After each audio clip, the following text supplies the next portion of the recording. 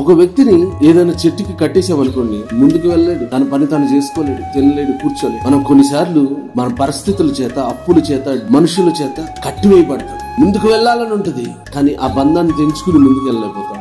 ఆ పరిస్థితులను తెంచుకుని ముందుకు వెళ్ళలేకపోతాం. ఆ బంధకం మనల్ని వేధిస్తూ, ముందుకు వెళ్లకుండా, మన పనులు మనం చేసుకోకుండా మనల్ని బంధిస్తూ, వేధిస్తూ ఉంటాం. కానీ ఆయనకు మొర్ర పెడితే, దేవునికి మొర్ర పెడితే, ఆ కట్లు ఎంత భయంకరమైనా సరే, అవి ఇనుప సంకెళ్ళు అయినా సరే, వాటిని తెంచి స్వతంత్రాన్ని, మనశ్శాంతిని ఇవ్వగలిగిన దేవుడు.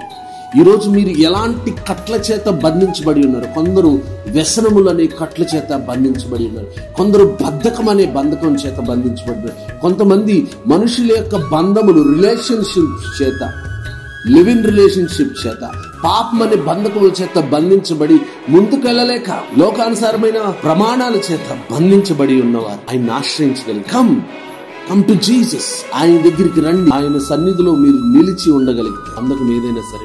107వ కీర్తన 14వ వచనంలో, వారి కట్లను తెంపివేసి చీకటిలో నుండి, మరణాంధకారంలో నుండి వారిని రప్పించను. కొన్నిసార్లు మన జీవితాల్లో మరణాంధకారం, ఇక నెక్స్ట్ నా మరణమే, అయిపోయింది నా జీవితం, ఇంకా లేదు నా జీవితం, ఇంకా నెక్స్ట్ నేను ముందుకు వెళ్ళలేను, నా జీవితం ఆగిపోయింది, ఎటు వెళ్ళినా సరే మరణం, ఎటు వెళ్ళినా డౌన్ ఫాల్. అలాంటి చీకటి పరిస్థితిలో నుండి విడిపించుటకు నీలో ఉన్న దేవుడు సమర్థుడయ్యాడు. అవిశ్వాసపు కోరల్లో ఇరుక్కుపోవద్దు. దేవుడు నిన్ను ప్రేమించుచున్నాడు. దేవునికి నువ్వంటే చాలా ఇష్టం. ఆయన ఆశ్రయిస్తే, ఇజ్రాయేలును చీకటిలో నుంచి విడిపించిన దేవుడు, ఆకాశమును సృష్టించిన దేవుడు, నీటి మీద నడిచిన దేవుడు, చనిపోయిన వారిని తిరిగి లేపిన దేవుడు, మాట చేత సర్వ సృష్టిని చేసిన వాడు, నీ చీకటి నుంచి నిన్ను విడిపించి ఆశీర్వదించును గాక. God bless you.